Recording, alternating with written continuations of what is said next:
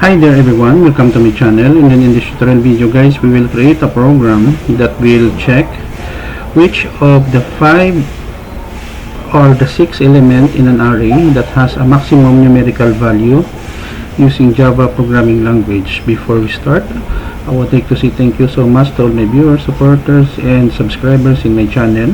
If you are new with my channel and then you like this video, please hit the like button. Don't forget to share and please support my channel guys by clicking the subscribe button. So let's get started. So basically I'm using Eclipse as my IDE. It is free to use and download from the internet. Eclipse IDE for Java developers. So we have here public class maximum underscore number begin, line number 4.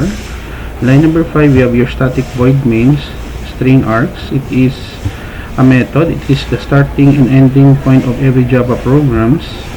Line number 6 we have here begin curly bracket left curly bracket, and then we have two variables in line number 7 and 8, int I and max 0.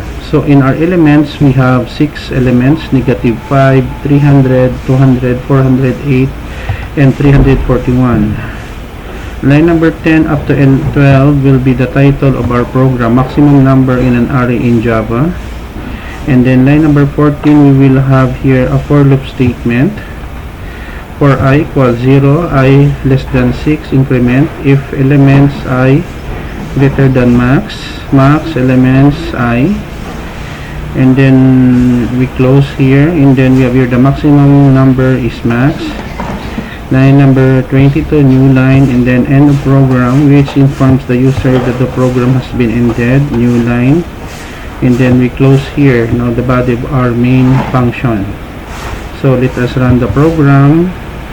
So we have your maximum number in an array in Java, so the maximum is 4000 end of program.